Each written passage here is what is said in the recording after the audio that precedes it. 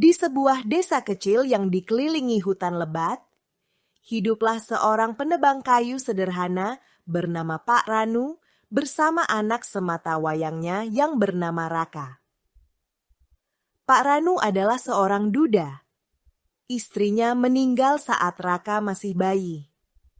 Sejak itu, Pak Ranu membesarkan Raka seorang diri dengan penuh kasih sayang dan kerja keras.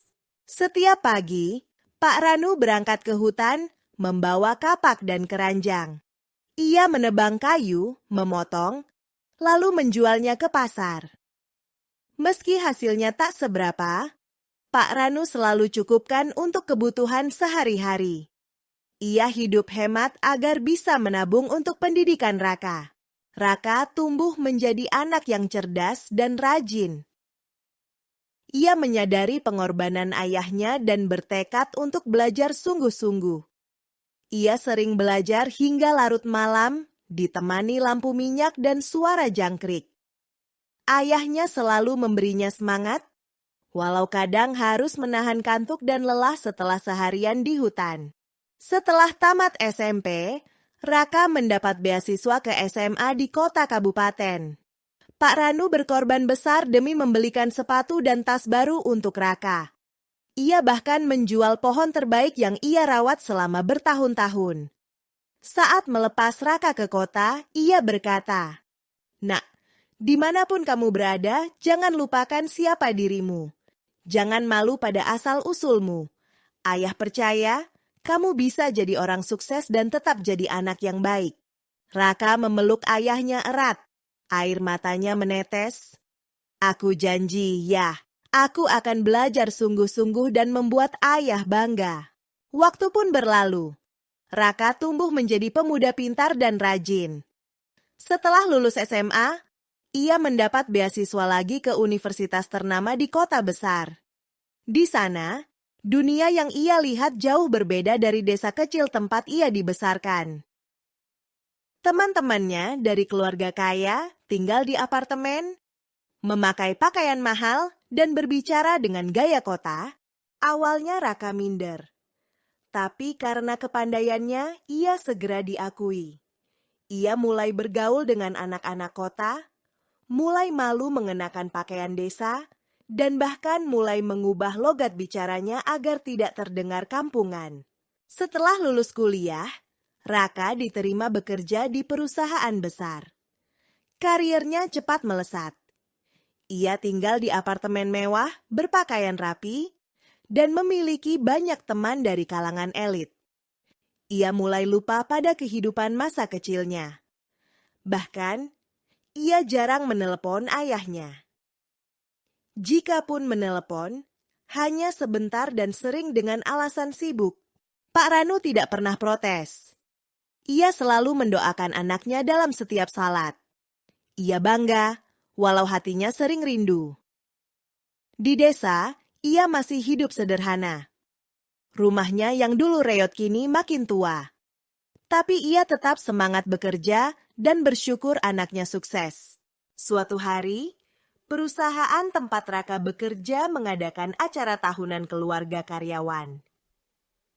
Semua diminta membawa orang tua mereka.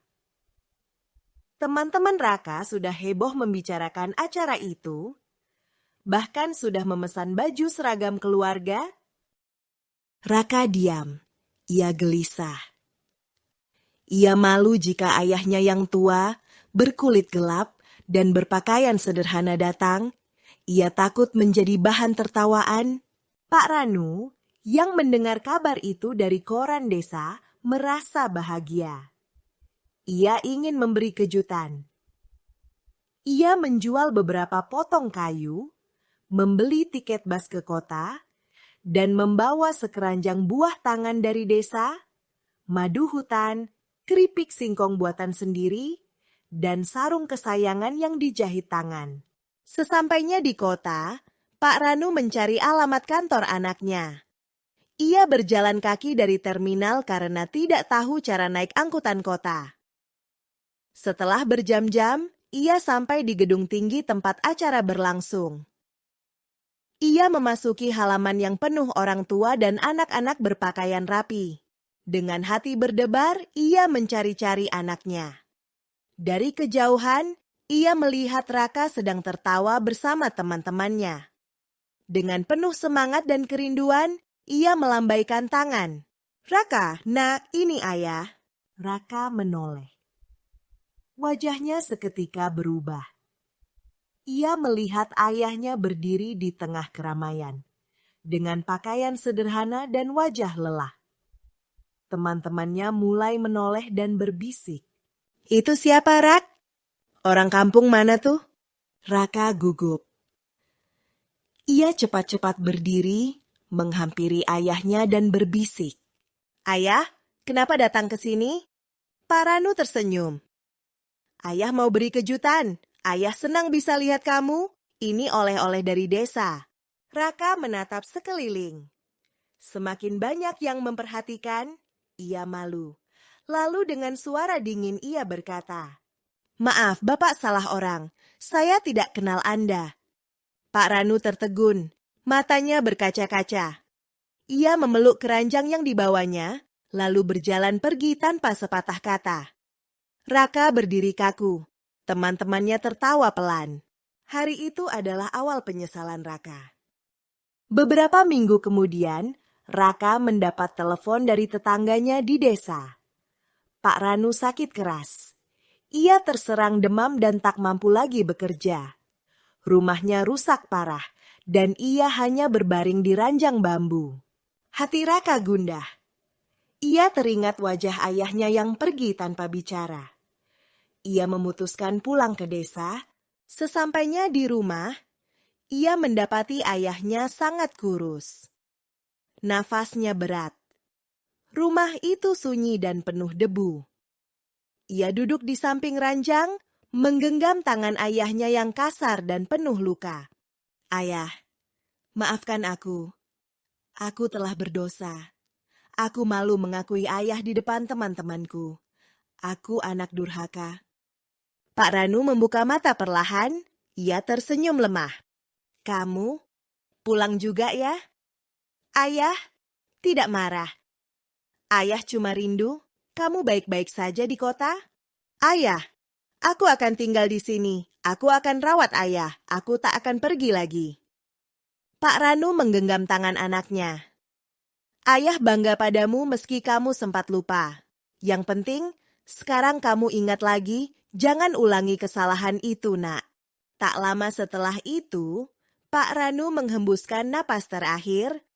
Raka menangis. Ia menguburkan ayahnya dengan tangan sendiri. Di samping kubur ayahnya, ia berjanji akan menjadi anak yang baik. Raka menjual semua miliknya di kota dan pindah ke desa. Ia melanjutkan pekerjaan ayahnya sebagai penebang kayu. Tapi ia juga mendirikan sekolah kecil gratis di rumah tuanya untuk anak-anak desa yang ingin belajar. Ia mengajarkan membaca, menulis, dan budi pekerti. Ia ingin anak-anak itu menjadi orang sukses tanpa melupakan asal-usul mereka. Ia ingin mereka bangga menjadi anak dari siapapun tanpa rasa malu. Cerita Raka menyebar ke berbagai desa. Banyak orang tua yang menjadikannya teladan. Raka tak lagi hidup mewah tapi hatinya tenang. Ia tahu ia telah membayar lunas kesalahan besarnya. Dan setiap malam, sebelum tidur, ia duduk di dekat kubur ayahnya dan berkata, "Ayah, terima kasih. Karena ayah, aku tahu arti cinta yang sebenarnya."